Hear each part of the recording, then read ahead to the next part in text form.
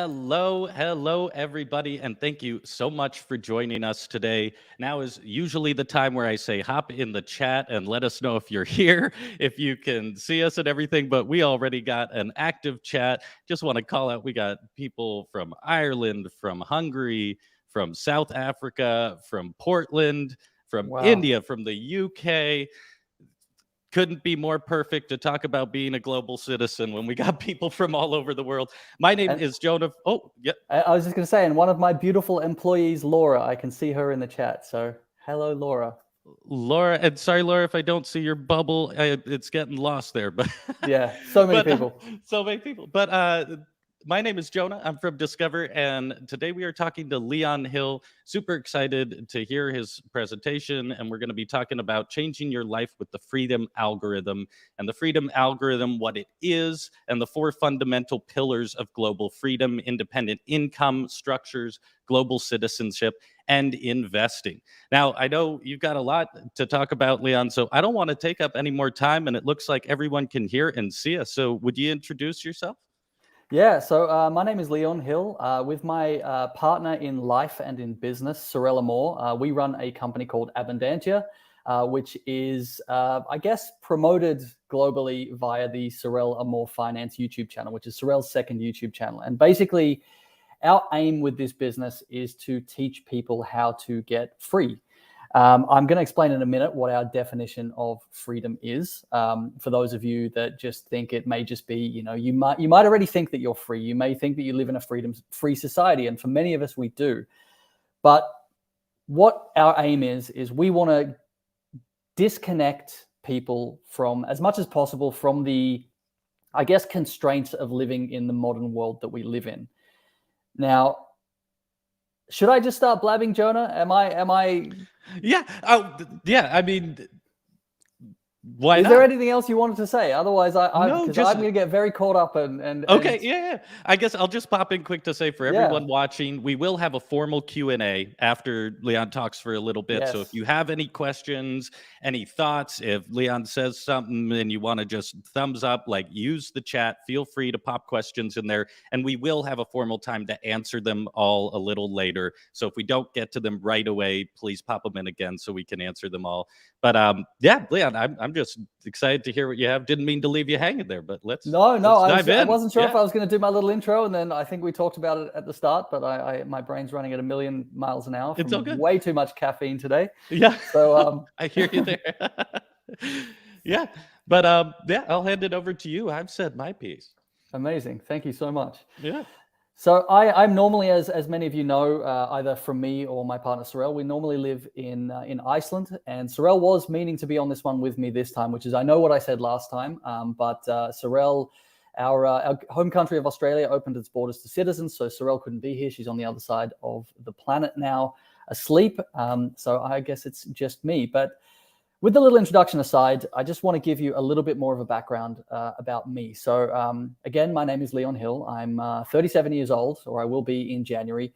And I became a self-made millionaire at the age of 23 years old. I've always been in independent business for myself, basically because since a young age, my main value in life was to be free, and not necessarily just financially free. And that is one part of the 4 keys to the freedom algorithm that I'm going to talk to you about today. But most people think that to be free in today's world, you just need money. You need an independent income. But what I want to sort of break that is that there should be 4 things that you should really be focusing on. There are 4 keys to the algorithm, as well as 1 variable, which is the thing that I'll talk about at the end. Now, I don't know where it came from. I think it came from trauma around money as a kid, but I always knew that I wanted to be financially free. And not that I ever wanted to be able to buy a Lamborghini. I could buy a Lamborghini now if I wanted to, but I just wanted to know that anytime that I put an ATM card in a machine, I wanted to know that I didn't have to think about whatever amount that I wanted to pull out of that, whether it was $100 or $500 or $1,000, that I could just pull that money out of an ATM. And I think that came down to my trauma as a child. I grew up extremely poor. My mother was so poor raising my younger brother and I that at certain times in our lives, she would put a stock cube, like a chicken bouillon cube, into some hot water and tell us that that was soup for dinner. We grew up extremely poor. Now, I didn't realize this until later on in life, but I believe that's what created the trauma in me to want to be free. Now, since the age of 23, after I started my first company, I was what most people would consider extremely free. I ran a location independent business that was making more than $1 million a year. I had the ability to travel when and where I wanted. I had 35 employees around the world that basically managed themselves. I was free. Now, you may think when it comes to the word freedom that you live in a free society. And most of us, if you have the ability to tune into this stream via your computer, you are freer than most of the people in the world. You have a certain level of disposable income. You have internet access. You probably live in maybe a city like Stockholm, where I am right now in Sweden. You likely have a good life, but are you truly free? Now, if I ask you the question, how free do you feel? What answer would you give to that? What honest answer would you give to that question? Now, for many people, the last 2 years of COVID may have smashed some of the preconceived notions that you had about freedom. You may have had limited freedom when it came to your movement. You may have lost some of your income due to the fact that your company went under or had to cut its staff. But when it comes to freedom, the way that I look at it is this.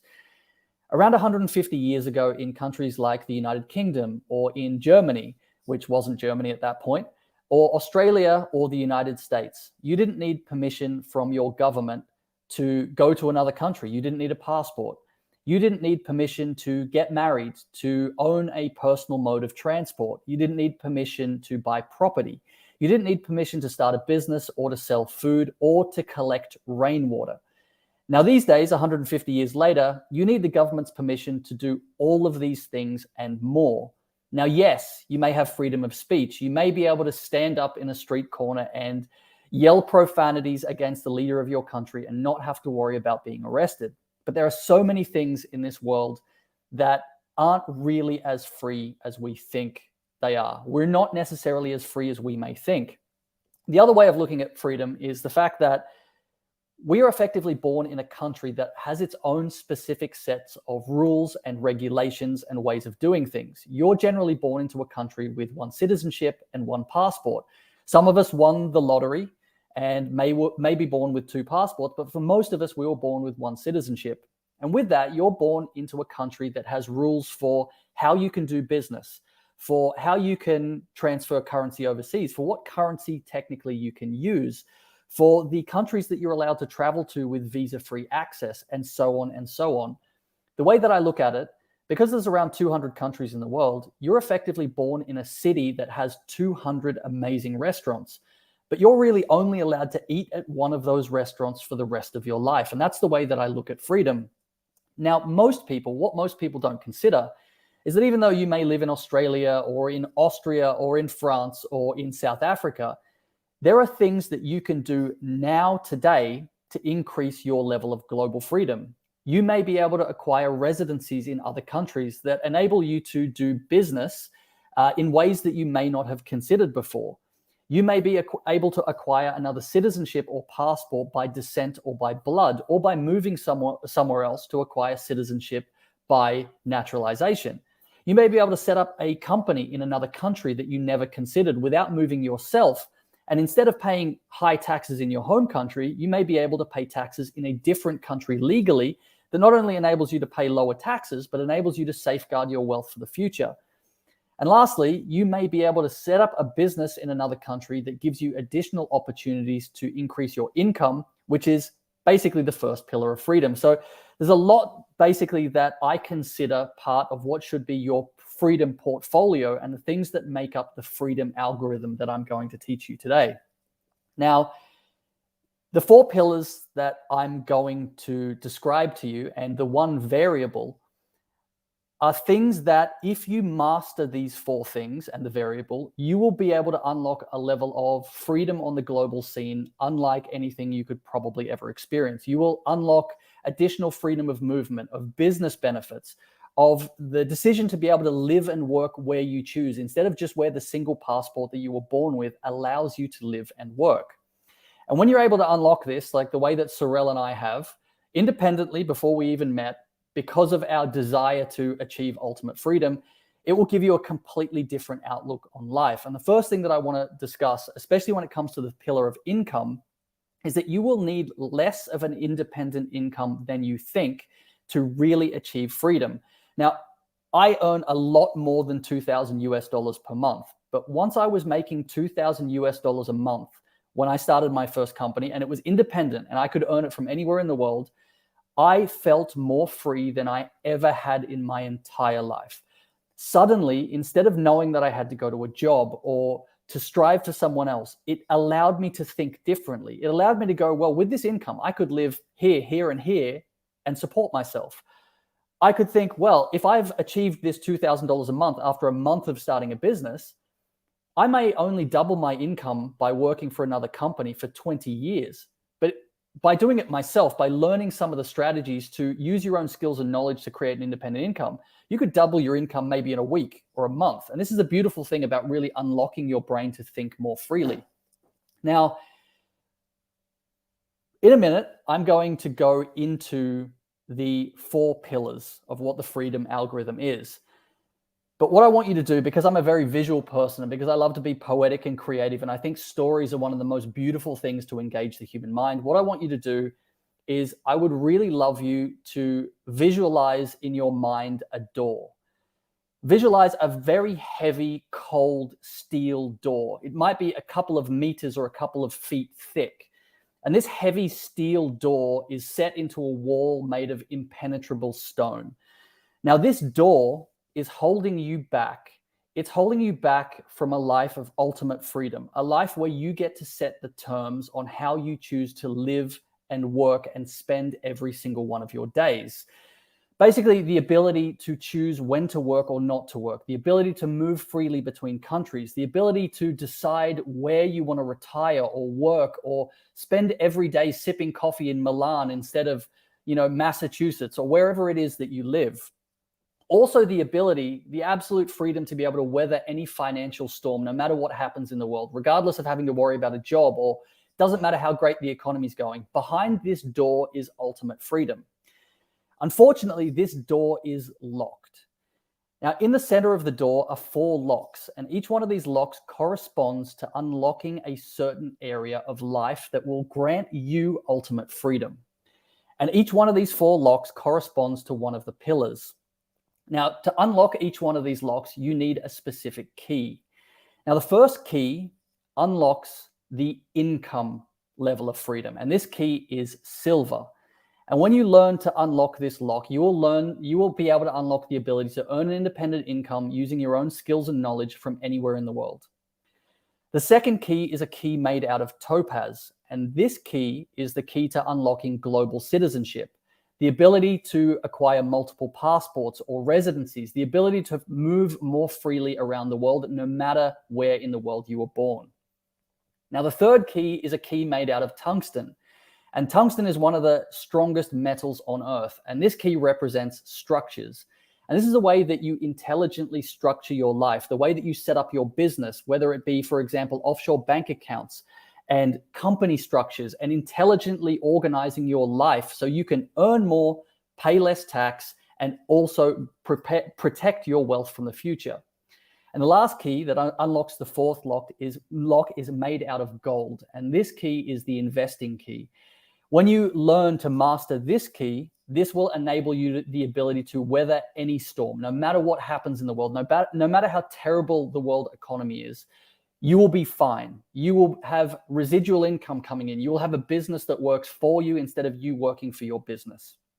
Now, the thing to understand, even though I believe that there are 4 keys to getting absolute and ultimate freedom, for some people, this heavy steel door, this steel door that is between you and ultimate freedom, will unlock with only 1 key. For some of you out there, the only thing that you want, that you absolutely desire for freedom, may be earning an independent income. So you can give a middle finger to your boss and never have to go back to work again. And that's fine. I don't agree that that will unlock the door for me. But for you, that may be the only key that you need. For some people, you may only need 3 keys. You may have been born with 3 passports and you're fine. So you just need to unlock the other 3 locks to achieve ultimate freedom. But basically what I believe is that to really live a magnificent and truly free life, you need to master these 4 areas, these 4 parts of the freedom algorithm. And then the variable, which I'll talk about at the end. Now, what I'm going to do with the limited time that I have is I'm going to speak a little bit in detail about these 4 keys and how you can unlock the lock related to each 4 of these keys, and how Sorel and I have done this throughout our own lives.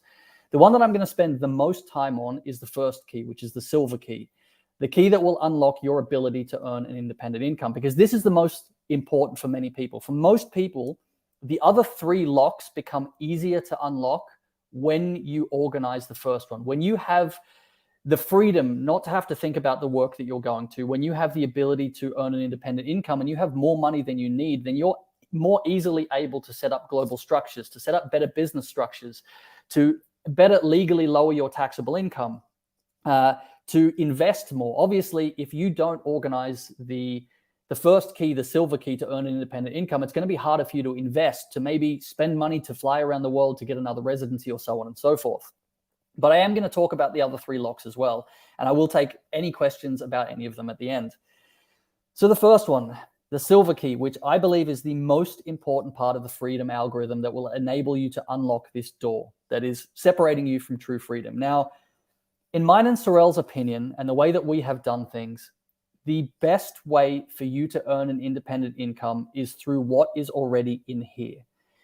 Now, you may think that you are unremarkable, that you may think that there is nothing that stands out about you, and that you may think that you are the most average human being in the world. But I think that's bullshit. And sorry about the swearing if you're offended by swearing, but I'm Australian and I'm also a former soldier, so it kind of comes naturally to me. It is bullshit if you think that there is nothing about you that's already in your mind that you can't do better than the vast majority of humanity. Every single person that I've ever met that I've asked this question to, what is it that you are better at than 95% of every other human being on earth? Every single person with enough thought comes up with something. It might be that you have a passion for something that isn't matched by the vast majority of humans. You might have a hobby of something like knitting. As mundane as you may think that is, you may have a hobby that you are better at, or can talk about better than 95% of the human population. You might have a degree that puts you in a skill level of only a small percentage of humans. Like me, you may be an engineer. You may be, I don't know, you may have some kind of degree that elevates your skill level above the vast majority of humanity in a certain field. It doesn't matter what it is. It might be a passion for Pokemon card collecting, and you can rattle off a discussion about Pokemon cards and which cards are valuable better than the vast majority of humanity. Whatever it is, there is something that you have that you are better at than the vast majority of humanity. Now, that is the thing, in mine and Sorel's opinion, that you should be using to create an independent income. Because what we find is that there are so many people out there that see people achieving success in a certain field. They see YouTubers succeeding in a certain realm. They see business people in their city achieving in a certain field. And they think, well, they're succeeding in that field, so what I'm going to try and do is follow them in that. And that can be fine if you're willing to toil for years and years to get your skill level up to match those people. But the thing is, there's probably something that you're already good at, something that, again, that you're skilled at better than the vast majority of humanity. So why don't you use that to turn that into a business that you can monetize and turn into an independent income? And it doesn't matter how ridiculous that thing is. Going back to the Pokemon example that I just used, there are celebrities, there are YouTubers like Logan Paul that literally have a Pokemon card consultant that they pay to help them invest in Pokemon cards. There is almost no limit to what someone will pay for these days if you can teach them how to solve a problem faster than they could on their own, or if you can teach them or show them how to do something better than they already know how to do that thing. And chances are you have something that you could do that with. You have something in you that you can do better than 95% of humanity. So why don't you think about turning that thing into a business? Why don't you try and monetize that thing? Now, I'm not saying it's going to be something that you can do overnight. I'm not saying that you're going to be able to, if you're like, well, I'm the world's greatest knitting expert, or I can teach someone how to knit a scarf in half the time that they would normally be able to do it themselves. I'm not saying that you put one post up on the internet and suddenly you've got an influx of business of people buying your course or watching your YouTube videos or reading your blog posts that is immediately going to create a business. It is going to take some effort. And this is something that I'm going to circle back on when I talk about the variable right at the end. It is going to take some effort. Unfortunately, in today's modern world, the way that we have been conditioned with notifications and algorithms and instant gratification from our mobile devices and being easily entertained, everyone wants things now. We all want something now, because with Amazon, we can have something now. With YouTube and Google, we can have the answer to any problem now. And unfortunately, that filters into people's minds that if they start a business, they want results on that business now. Now, I'm not telling you you're going to have to wait necessarily 10 years if you start to monetize the knowledge that's in your brain. When I started my first company at the age of 23, within 9 months, I'd done $1 million worth of sales. However, I sacrificed a lot in that 9 months. I worked 18-hour days almost every day. I sacrificed going out with my friends. I sacrificed spending money on shit that I didn't need. You may have to sacrifice if you want fast results, and that's fine. But you will have to put in more effort than, unfortunately, this mobile device will lead you to believe that you have to put in.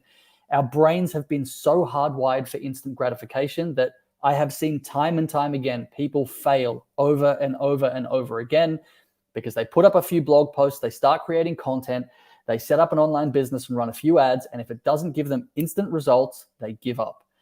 So you are going to have to put in some work. But long story short, there is likely something in your brain that you can monetize to unlock that silver lock towards freedom. Now, there are 3 things that Sorel and I really believe that you can focus the knowledge that's in your brain and turn that into an online business quite easily. And we call these the 3 C's. And these are selling courses, which I know the people at Teachable are loving that I'm saying. So the first C is selling courses. The second thing is coaching, providing coaching services to other people. And the third thing is consulting, which is similar to coaching, but directing that at business. And let me speak about the 3 of those really quickly. Courses. I'm sure that you have some idea of what an online course is. And an online course is simply a way for you to convert your knowledge into an easily digestible piece of information that someone can buy at any time of the day and then download that information from you or consume it on a course platform like Teachable, the way that Sorel and I do. Now, you can turn almost anything into a course. I have seen courses on things like plumbing.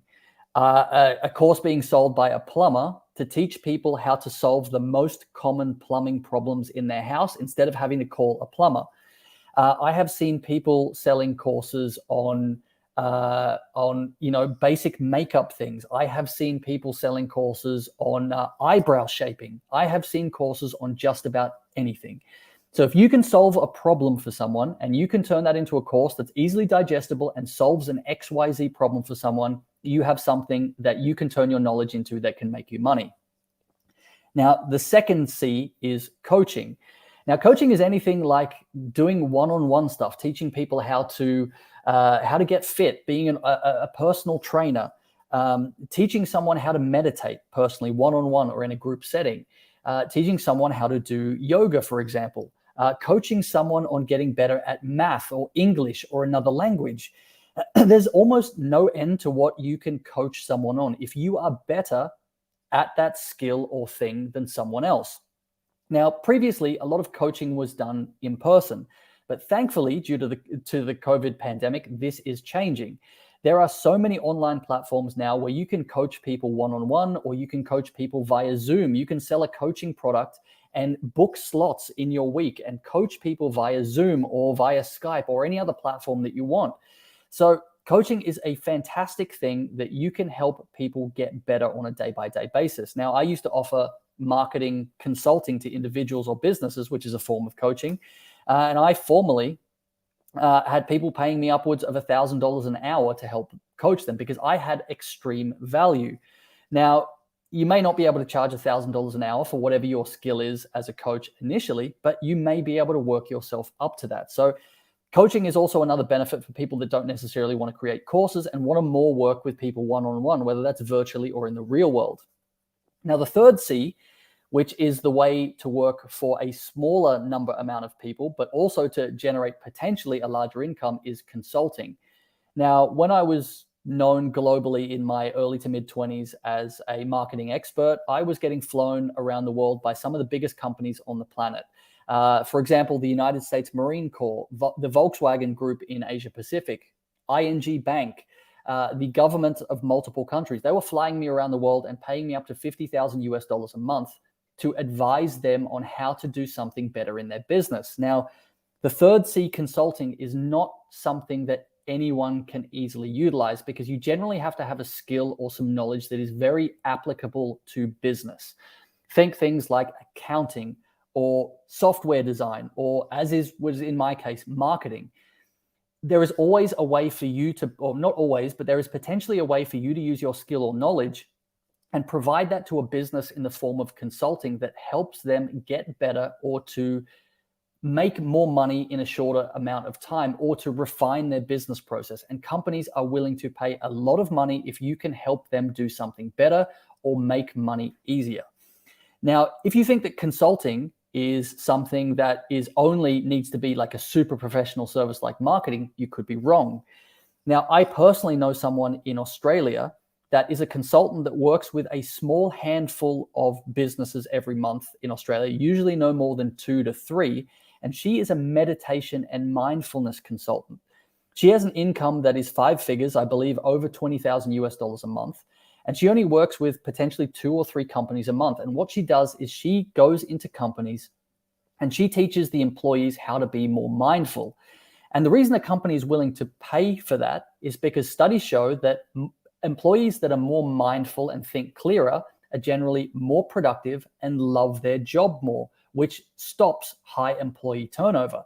And this has been published in multiple studies. So she's enabled as a meditation teacher to bring more value to companies, and she's earning a reasonably high 5-figure income every month from that by only working with potentially 2 clients a month. So think about if you have a skill that is potentially in some way applicable to a business, that's how you can turn it into consulting. So that's really the crux of the first pillar, the first key, which is the one that I'm going to spend the most time on. Really what I want you to get out of this is there is likely something, again, that you know how to do or that you can do better or that you're passionate about more than 95% of the human population. And that's what Sorel and I believe that you should be focusing on first to turn into a knowledge-based business. Now, one of the reasons we love knowledge-based businesses by selling a course or coaching or consulting or something like that is because the profit margins are huge. Time and time again, I see people wanting to start an online business and they go into Etsy to sell handcrafted products, or they go on Amazon trying to sell physical products. And the big problem is the profit margins are quite small. Now, when you sell a course for, let's say, $100, 90% of that, if you take away the fees from, payment processing or using a platform like Teachable, almost 100% of what you're earning may be profit. So you need to sell very few items or fewer items than if they were physical items to make an income. And like I said at the start, you don't need to necessarily be making a lot. Let's say you have a course that is $100. If you can sell 20 of those courses per month, that's $2,000 a month. That's something that the vast majority of humans on earth could live on and be free as a result of that. So even though you could go down the route of creating an independent business via physical products, and many people do succeed in that realm, Sorel and I really believe that the shortest path to success, and we really want the vast majority of people that try and do this to succeed, or at least as many people as possible, if you're able to make your path to success shorter and easier, more people will get to that. And that's why we really believe, due to the high profit margins, that knowledge-based businesses are the easiest key to success. And that's what we do now. And that's what we really, really want people to focus on. And again, I'm sure Teachable is loving me saying this kind of stuff, but we are huge advocates of selling courses on Teachable because we have made millions of dollars selling courses. Not, our products are great, but selling digital products, man, being completely honest, it's a great business model as long as you can provide value. Time and time again, I really want to focus on the fact that there are so many people out there selling absolute crap. You could create a course in about 2 hours that could be absolute crap and have good marketing behind it. But if it's really not providing value to people, then what's the point? And the other way to stand out as well, if you want to sell a digital product and do it well, under promise and over deliver. Give people more than they bargain for. Give people, if you say that you're going to deliver 20 videos in a course or whatever, or 10 pages, once they buy, surprise them with the fact that there's 50% more than what you promised. Always over deliver. If there's someone else already selling a course in your industry that's something similar to what you want to do, take what they're doing as an example, but think, how can I make this better? How can I make my product better than everything else out there? And how can I potentially do that at a lower cost? That is the way to success. Really serve people. Sorel and I really believe that how successful you are in business is all down to how many people you can serve. Business is nothing but service. And for us, the money that we make is just a scorecard for how well we are serving people. And it's really all about doing the best that you can and leaving the world and the people that buy from you better than they were before they came into contact with you, better than they were before they handed money over to you. So if you can take the knowledge that you have and turn that into a knowledge-based business and serve people better than everyone else in your industry, make sure that whatever money that they're handing over to you, that you honor that money and do better for them, then you will win in this game. With that out of the way, once you master that, and I hope I've given you some inspiration, I can't go into too much more detail because of how time restrictive that I am, how much time that is limited. I really want to focus on the next 3 keys briefly. Now, once you have the independent income key sorted, then you're able to focus on the next 2 keys. Now, the second key, the Topaz key, is the key that is all about global citizenship. Now, what does global citizenship mean?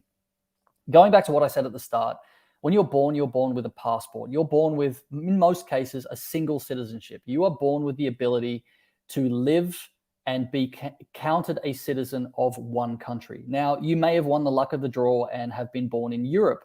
And by default, if you're a European citizen or part of the Schengen zone, you may have won the lottery because you're able to freely travel and live and work in any other country in Europe. You may have been lucky, like me, being born with an Australian passport, and you can live and work forever in New Zealand if you like, and pretty much travel freely to many other countries with visa-free access.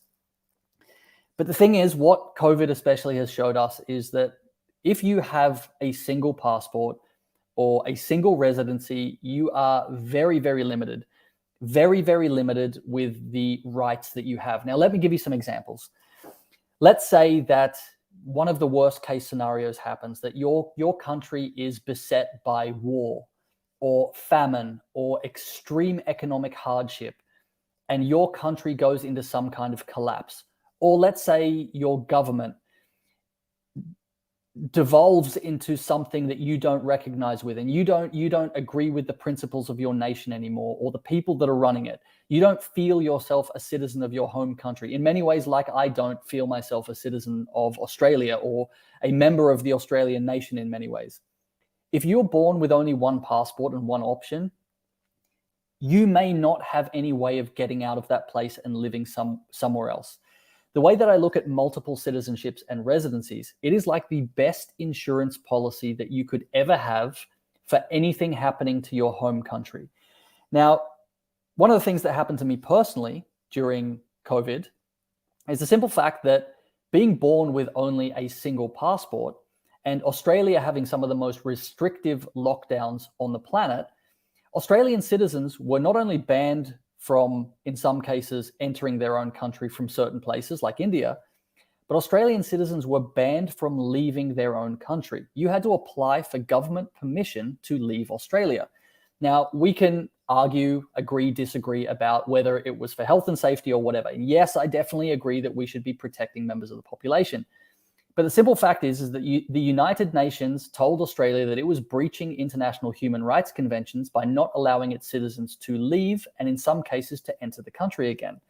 And Australia said, we don't care. Now, in the case of Australian citizens who only were born with one passport, if they wanted to leave for a big part of the pandemic, they could not. They were banned from leaving their own country. However, Australia could not ban citizens that had 2 passports from leaving.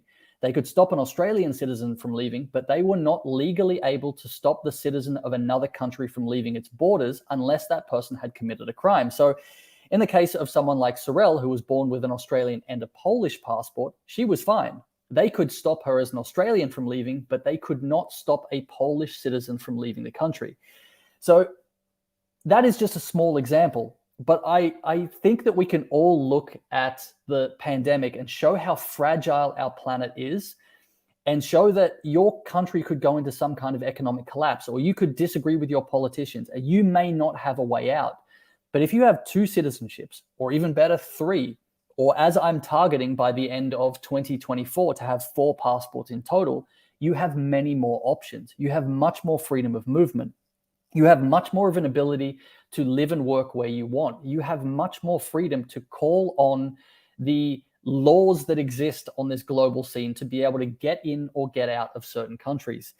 And I think, as I said again, this is one of the greatest insurance policies that you can have as a human being. Because like I said at the start, being born with only 1 passport is like living in a city that has 200 restaurants and being forced to only eat at one for the rest of your life. Now, getting a second passport, for those of you that don't have one, it's not exactly the easiest thing in the world. You may be, like me, I was thankful to find out a few years ago that my biological grandfather was from Czechoslovakia, now the Czech Republic. So by blood, I could apply for a Czech passport. That was like winning the lottery. Now, I've also lived in Iceland for almost 7 years unbroken. So next year, Iceland will allow me to apply for citizenship by naturalization as an Icelandic citizen. Now, I didn't go to Iceland to set out to get a passport. I dearly love that country more than any other place on earth. So in some cases, you may have to live in a place for a very long period of time before they will allow you to apply for citizenship.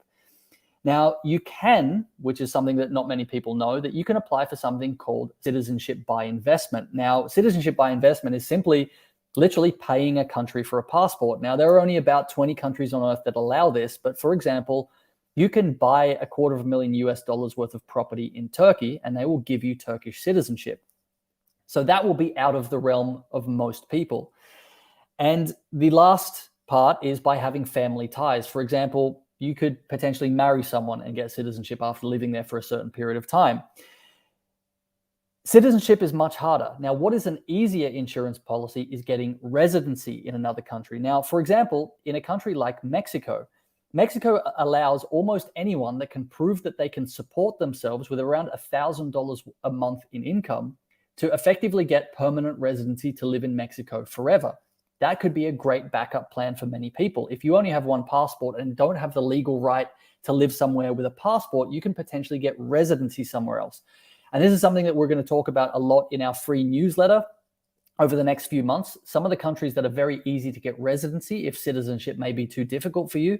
So please go to abundantia.co and sign up for our newsletter if you haven't done that already, because this is something that we're going to be focusing on. Now, one question that I just want to address quickly is that Raresh in the sidebar has just said that, is it possible to have more than 2 passports? Now, the answer to that is yes, providing that none of the countries that you hold a passport to specifically exclude that. So, for example, Austria, which is where my mother comes from. Austria is one of the strictest countries in the world when it comes to citizenship. And unless you are born with 2 citizenships, if you want to become an Austrian citizen, you must give up all of your other citizenships. The same is the case with countries like China. If you want to become a Chinese citizen, you must give up all of your other citizenships. Now, there are many countries that do not disallow multiple citizenship. For example, as an Australian citizen, I can have as many other passports as I want, providing that none of those other countries disallow multiple citizenship. So basically, in about a year, I will be a citizen of Australia and the Czech Republic and of Iceland. And all 3 of those countries allow me to have multiple citizenship.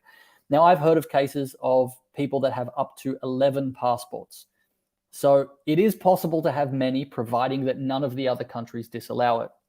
So if it's too difficult for you to get multiple citizenships, I definitely recommend that you look into getting a second residency, because in terms of freedom, it is possibly the best thing that you can do. Now, I'm going to move on to the third key, which is the tungsten key. Now, this is what we call structures, what Sorel and I call structures. And this is a broad term that we use to describe the way that you set up your life. So, for example, let's say that you are an independent contractor. You have a small business online. And what happens in most parts of the world is that you can do business as yourself. I can do business as Leon. I can just get paid into my personal bank account by clients, and then I pay tax as Leon. Now, the problem with doing business as Leon is that, for example, in a country like Iceland, where I live, the highest tax bracket for an individual, for Leon, is up to 47%. Now, the highest tax bracket for a company is only 20%. So instead of doing business as Leon, I do business as Leon's company. I'm still only one person. I'm only one individual. But instead of being me, I am now a company. Clients pay my company, and my company pays me a small salary that I have to pay tax on. But my company only pays 20% in tax. And that is one of the simplest ways to structure your life, to create a structure that can help you legally lower your tax, as well as to protect your assets and your income. Now, the other reason a simple structure, like just having a company to run your life, can be great is that, let's say, for example, I am doing business as Leon, and someone decides to sue my business. I've made a mistake, and mistakes happen. And instead of me having a company, someone sues Leon personally, because Leon's doing business as Leon, not as Leon's company. Now, Leon also owns a house, but because Leon owns that house personally, and Leon's also doing business personally, that company sues me, someone sues me for malpractice or whatever I've done wrong, and they win. And the court orders that that person can now take Leon's assets. And that person could then potentially take my house, or I may have to sell my house to pay off a debt for whatever court action. Now, let's say Leon owns the house, but Leon's doing business as a company, and Leon makes a really bad mistake in his company, and someone sues Leon's company. Because Leon and his company are now separated, the person who sues Leon's company can now no longer take his house. So this is a really great way of protecting yourself from loss in the future. Now, even if you are the most squeaky clean person in the world, mistakes happen. People accidentally hit people with cars. Accidents happen. And all of these things can result in serious financial loss and trauma. Now, the next step is, instead of having a simple structure in your own country, you could potentially set up a simple structure offshore. In a country like Hong Kong, for example, you can set up a 0% tax company effectively overnight and for a cost of less than $500. And you can then do business in Hong Kong under that company that is now paying 0% tax. Now, a lot of people think that I'm saying this and thinking, well, you're just not going to pay any tax at all, and where should you be paying tax? Where you live? Well, this is the thing. Tax residency is generally where you live. So if I operate a company that exists in Hong Kong, even though that company is technically 0% tax, because I am operating that from Iceland, I technically legally am liable to pay tax on that Hong Kong company to Iceland. So when people hear about offshore companies and they think this is a way that, rich people just stash their wealth overseas, and yes, it can be used for that, it's not as simple as you might think. But by setting up intelligent structures around the world, you're able to, the biggest benefit for me is enabling you to do business in countries that have better benefits or an easier way of doing business than in your home country. So for example, you may have access, by setting up a company in Hong Kong, you may have access to better banking facilities and service and credit cards than you would in your home country. So this is one of the benefits of structures. Now, you will need to really get probably the first key in place before you can do this. And with that, I'm realizing how quickly time is going. I'm going to move quickly on to the fourth key. Now, the fourth key, the last key, is the gold key. And the gold key is all about investing. Now, you can make all the money in the world and you can have cash in a bank account of $1 million. But if you don't invest that wisely for your future, you could find yourself working for the rest of your life. Now, Sorel and I, technically, we could retire today. But we have given ourselves a deadline of, by the time Sorel is 35, which is in a little over 2 years, and I'll be 39 at that time. And then we're going to completely retire. But the reason we're able to do this is because, one, we don't spend money on terrible things that we don't need. We don't agree with fast fashion. We don't get sucked into marketing.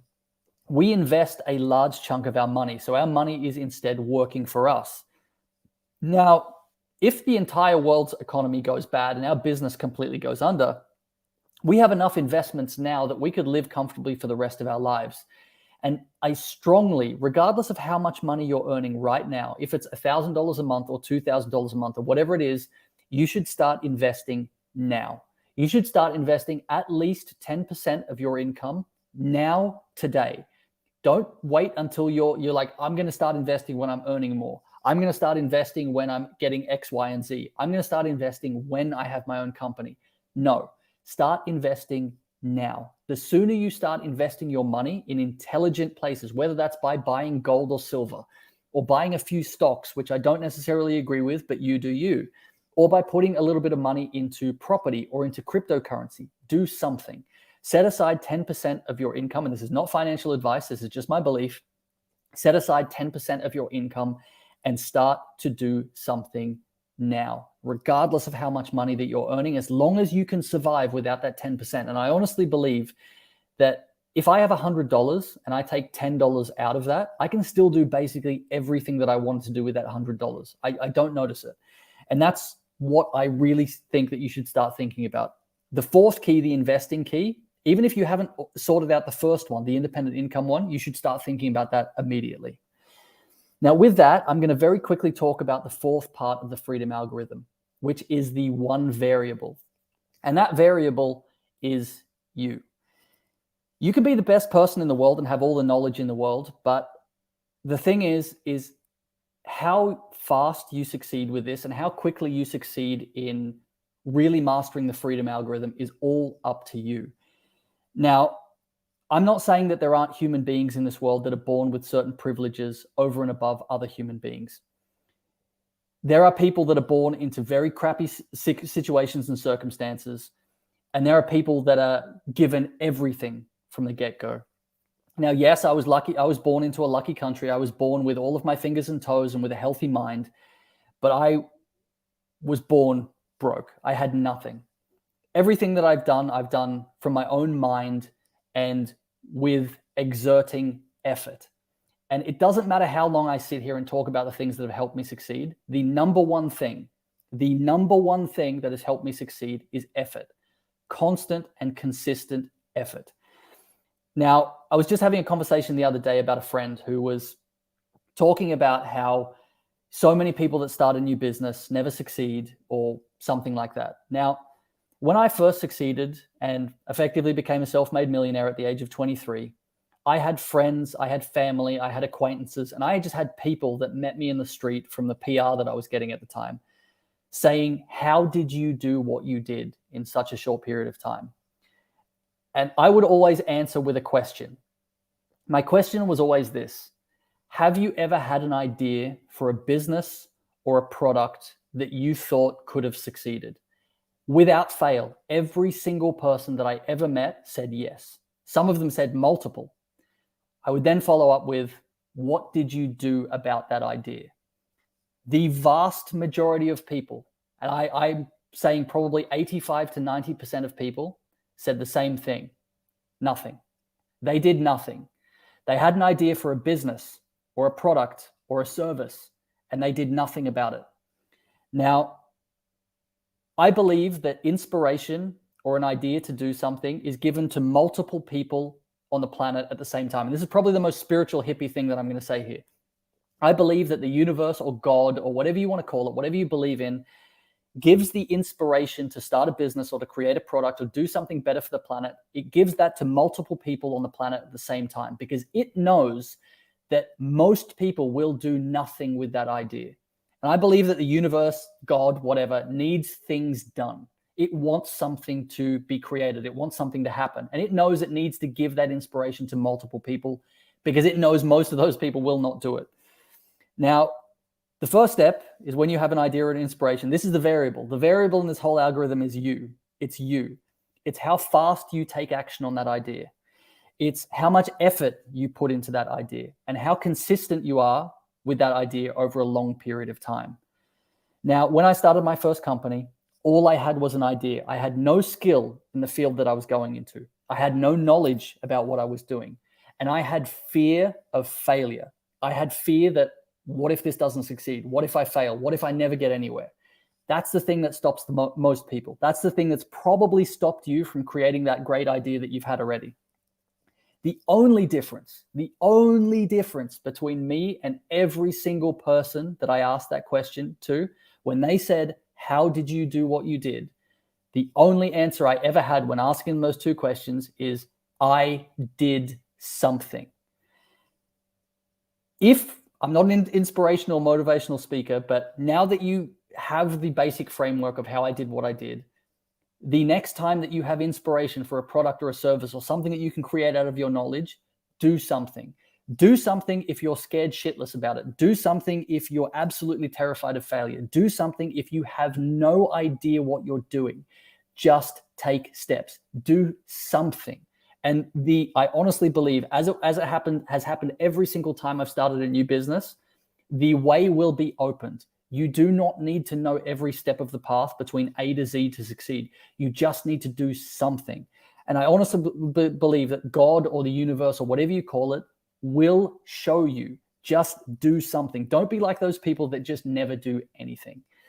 And I think on that is the perfect place to leave that, me being extremely impassioned and saying, I think, what is the most important thing that I wanted to say here. And I think opening up to some questions. Yeah. The way you say you're not a motivational speaker, but I'm buzzing with motivation. It's such a good, yeah. I appreciate just right off the bat, and everyone hop in the comments whenever you get the chance. Feel free to start asking questions. I know we have quite a few already, and just also appreciate Leon for his wisdom and for sharing so much with us. I love the way you've structured it in it feels like something we can all do when you lay it out the way you do. And there's complications and there's hard things, but it's like you chip away at it a little bit every day and you can do all of these things. Yeah. I just appreciate that. But did you I was just going to launch into some of these questions we already had rolling in. Yeah. Fire away. So I know we won't be able to answer this one specifically, but if my great-grandparents are Scottish, can I get that passport? Wanted to tag on, though, to make this a little more general, like, where do you recommend finding the information of like what passports you can get, what resources are available for starting to dive in versus just going to Google and saying, where can I get what passport? Well, Google can be your friend in many circumstances. So first things first, to address this very specifically. So Scottish would be a British passport from the United Kingdom. As far as I'm aware, the United Kingdom will only give you citizenship by descent up to your grandparent. However, if your parent is still alive, then your parent would be the grandchild of your great-grandparent. So if your parent applies for citizenship by descent, then once they get their citizenship, then you can. Because technically, even if your parent got it at the age of 60, they were granted that at birth, which means that you're eligible by birth. So that's what I've recently spoken to a friend of mine that has Finnish roots. She had a great-grandparent that was Finnish. Finland does it by grandparents. Her parent has to apply first, and then once her parent gets it, she then can. So on to the question of where do you get information? So the first thing that I always tell people is, do you have a parent or a grandparent, or again, in some cases, a great-grandparent that isn't from the country that you were born? That's usually a good sign. Not saying that immediately makes you eligible. You may have to go through a lot of hoops. In my case, the lawyer that I'm dealing with in the Czech Republic now is going through the National Archives and finding every document possible about my grandfather, because he was born in the Austro-Hungarian Empire in 1908. So there's a lot of paperwork that doesn't exist. So you will have to go through a lot of hoops. You're probably going to have to pay lawyers. But the younger you are, the easier this generally is, because it probably means that your parents and your grandparents may still be alive, so they can tell you the history. So start looking into your family history first.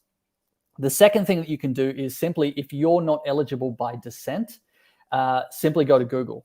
Easiest countries in the world to get citizenship by residency. Some countries it'll take you 3 to 5 years. Some countries will take you 7. I mean, Malaysia, I think, is 12 years. So, some countries can be very, very difficult. But more than just getting a passport, I mean, I honestly believe in many cases just having a second passport is great, unless it's from a country like Iran that has, international sanctions against it. There are some passports that I would probably never take. Right. But for the most part, if you can even get a crappy second passport, it's better than nothing. But if you're going down the route of getting citizenship by naturalization, by living somewhere, think about, where would I actually want to live? Now, this is something that a lot of people miss. They're just like, I just need to get a second passport wherever, or I need to set up a business somewhere, or I'm just going to go get residency somewhere. And getting residency in another country can be great for tax purposes. There are countries like Saudi Arabia where you can live and get 0% tax legally. But I don't want to live in Saudi Arabia. I'd rather pay 10% tax in a country that I want to live in, as opposed to paying 0% tax in a country that I don't want to live in. So it's all about balance. Having freedom of movement is great. Legally lowering your tax is great. Having better business opportunities are great. But don't seek out those things in exchange for giving up an actual quality of life. Like, I live in Iceland that has some of the highest tax on earth.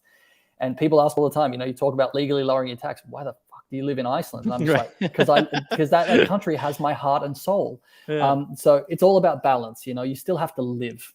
Right. I love that. Okay. I'm just going to fire down here because I want to try and get to, so more business related. How do you differentiate between Leon's house and Leon's company house? Well, Leon owns the house, or Leon's company owns the house. So, for example, Sorel and I have a company in Iceland that owns 4 properties. We actually don't personally own any property in Iceland. We have another company that owns, so Sorel's, the first house that we bought in Iceland, Sorel's company owns 50% of it, and I personally own 50% of it. So on paper, it's Sorel's company and my house. It's just up to you. It's the way that, think about it this way. If your business is the main asset that earns your income, and in your country it's better for tax purposes to own a house personally, then own the house personally and not under your company. If it's better for your company to own that house for tax purposes instead of you personally, do it that way. But also don't put all of your eggs in one basket. I always recommend diversifying as much as possible. Like if you own 10 houses in one country, which I'm sure not many people, listening to this do, but, over time, like, if all you have in savings is $100,000, or if your entire portfolio is $10,000, do not have, or in my opinion, this is not financial advice, this is just my opinion, it's a bad idea to have everything that you own in one bank account, in one currency, in one country. Because if that country's currency collapses, then everything that you have is worth nothing. If all you have is 10 grand, maybe it's a good idea to set up a Wise account or a Revolut account and have some of that money sitting in Germany. Maybe it's a great idea to have, if you live in Australia, to have a third of that in Australia. And maybe it's a good idea to have a third of that in gold and silver sitting in a vault in Singapore.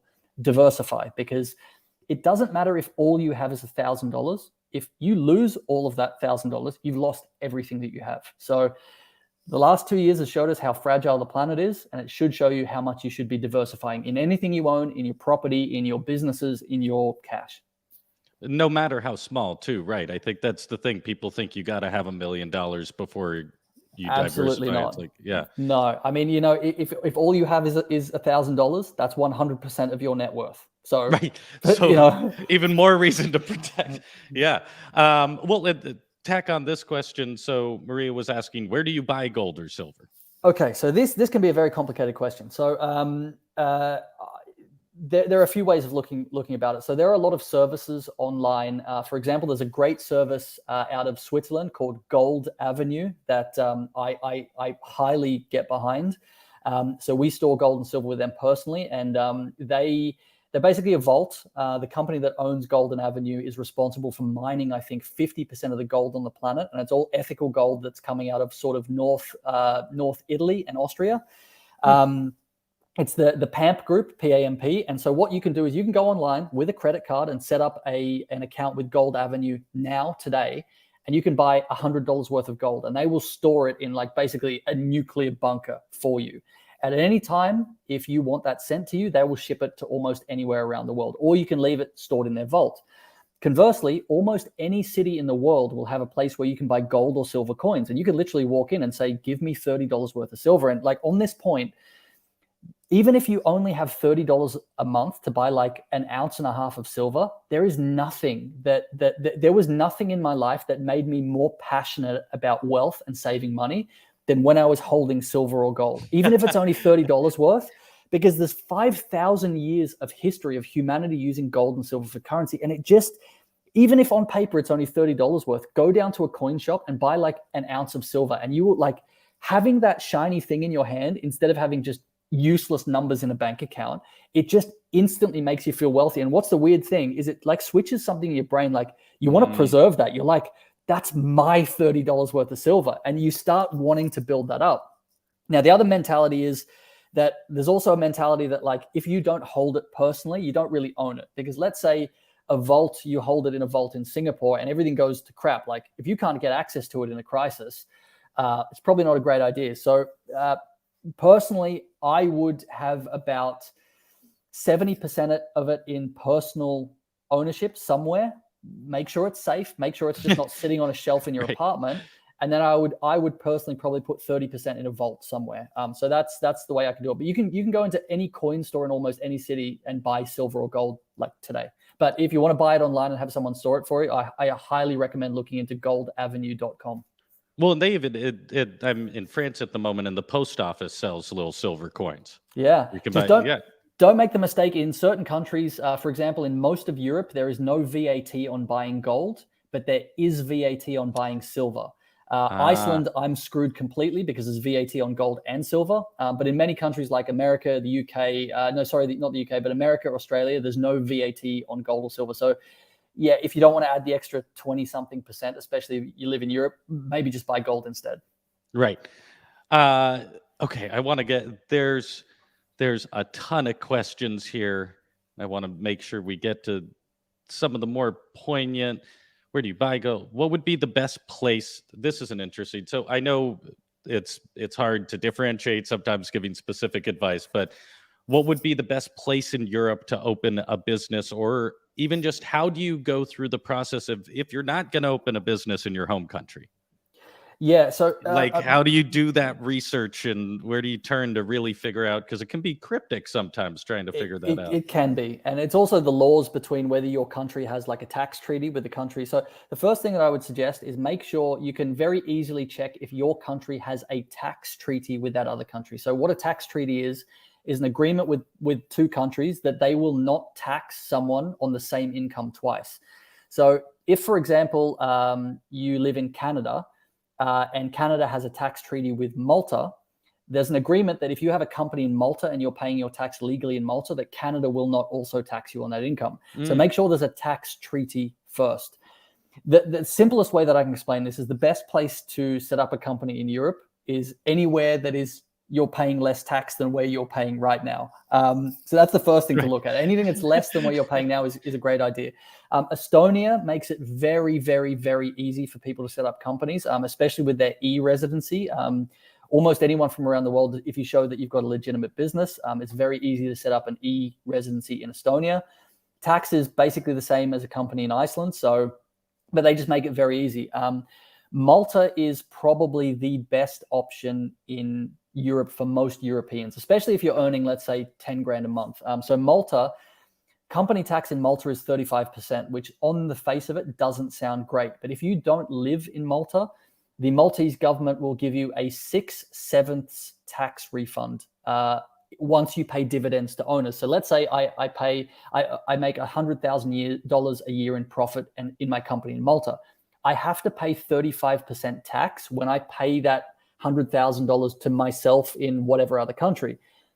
So I'm paying $35,000. But once I pay it, Malta will give me $30,000 of that back. So effectively, I've only paid 5% tax. And Malta has tax treaties with every country in the European Economic Area, as well as basically everywhere else that you can think of: Canada, the United States, Australia.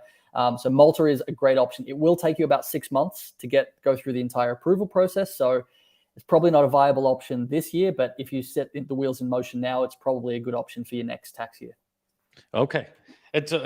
There's a whole bunch of questions here specifically about, a lot of people are like, well, if you don't invest in stocks, what do you do? And all of that, or just how do you do this? Great question. So stocks, the reason that I don't invest in stocks is because one, I don't invest in stocks or ETFs because I don't like putting my money behind companies that I don't agree with their business practices. So one of the most common things that people do when investing in stocks first is going for an ETF or something, which is like an exchange traded fund where you're investing in the top 500 companies in the United States.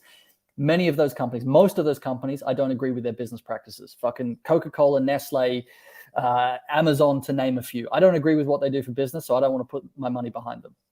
The second thing is, though, is I believe, and again, this is not financial advice, this is my own opinion, I believe that we are in one of the biggest stock market bubbles in history, and it is destined to burst soon, I believe.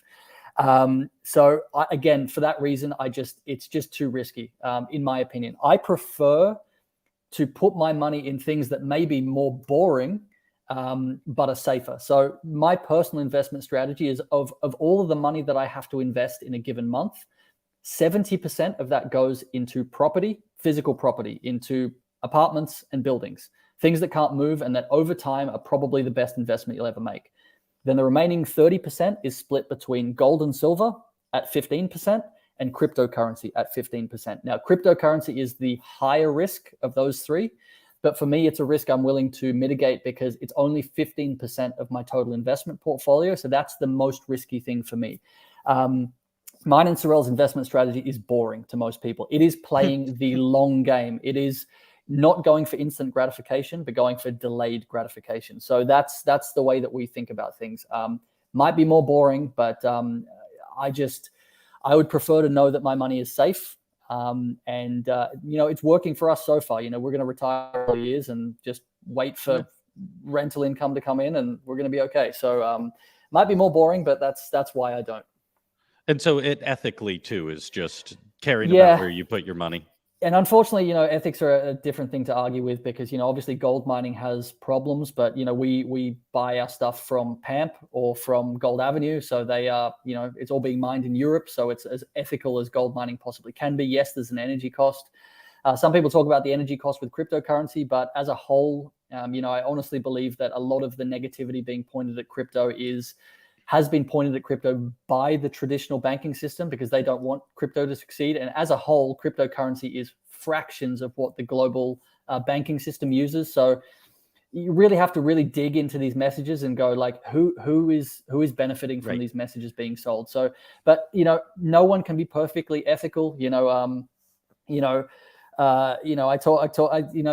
Great example. And I have so many friends that are vegans, and I'm not shitting on vegans, but when people say vegan, I'm like, it's impossible to be vegan. Have you ever flown on a plane? Yes. Well, additives in plane fuel are animal derived.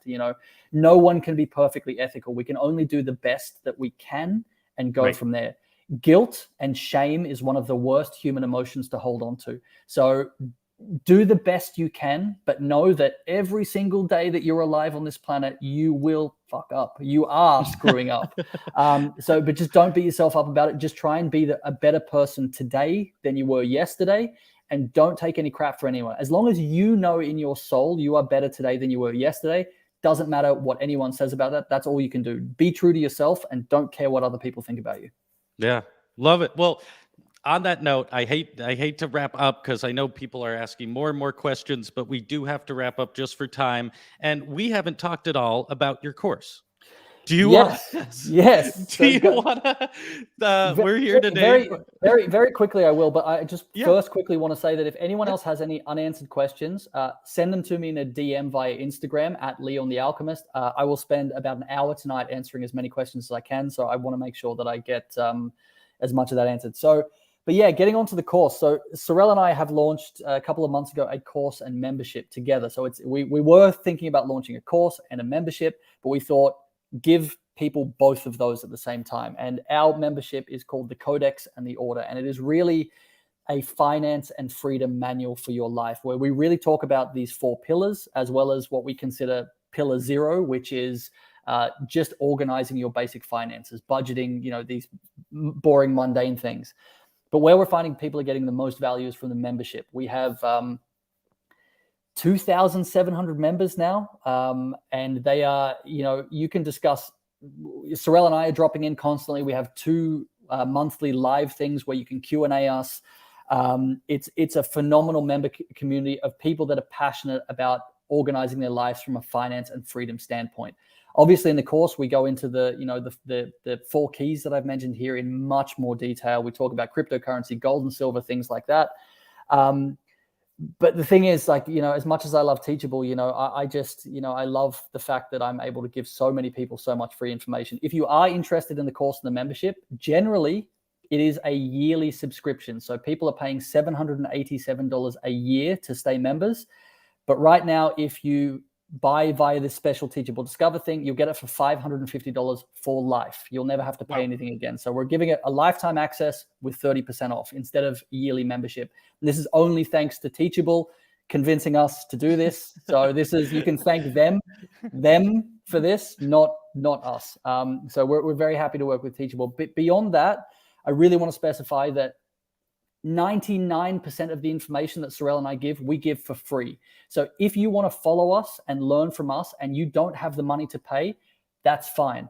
Go to the Sorel Moore Finance YouTube channel. Sign up for our newsletter at abundantia.co. Follow us on Instagram. 99% of the information we give away for free. So I would love for you to become a member and join the course, of course, especially at this special Black Friday thing that we've got going probably for the next couple of weeks. But also feel free to follow us because our passion is teaching, is getting people free like we have become free. And that is so important to us. And hopefully you've seen this passion come across because that's we're slightly obsessive about it. Oh, it's clear. Yeah. But I appreciate, and just to do due diligence for everyone watching, the link is pinned in the comments and in the description of the video for the course.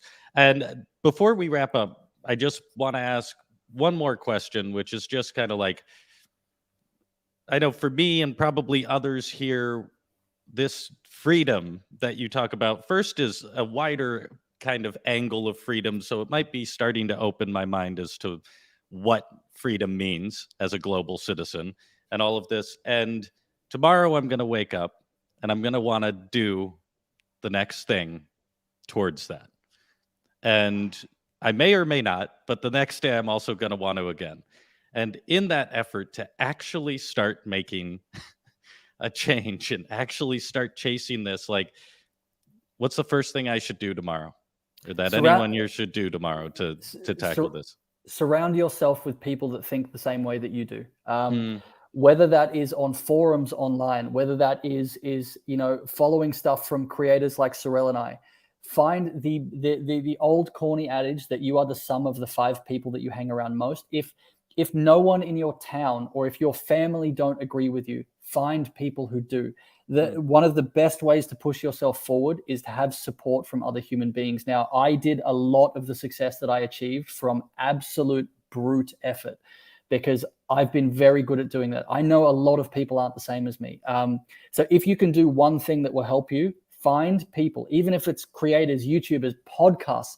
There is more free knowledge out there today than there has ever been in human history. More stuff is published today than we used to publish in 100 years. You can find people who are on the same path that you are, find those people and use them to help push you along, push each other on. Together, we are stronger than we are alone. And change is really made in a group setting when we together decide that we want to do the same thing, that we want to achieve success together. So yeah, the one, I know it's a bit esoteric and broad, but the number one thing you can do is surround yourself with people, even if it's online, that are trying to do the same thing that you are. That will just, it'll give you accountability. You'll have people that just go like, keep going. Right. Because doing all of this, which already can be challenging, then alone is only harder. But yeah. But Leon, thank you so much. I appreciate so much everything you've shared and just being so candid and open and vulnerable and just also having put the time to build such a clear structure and work through all these things is so valuable. For everyone watching, thank you. For everyone watching, if you like this video, please like and subscribe to the Discover channel. And check out in the description video, we have the full schedule for this week, which is Discover Fest, where we're doing a whole bunch of events like this, bringing wonderful people like Leon out to share their expertise and their knowledge and grow this kick-ass community. So, Leon, once again, thank you. And thank you, everyone, for joining us. We'll see you again soon. Thank you all.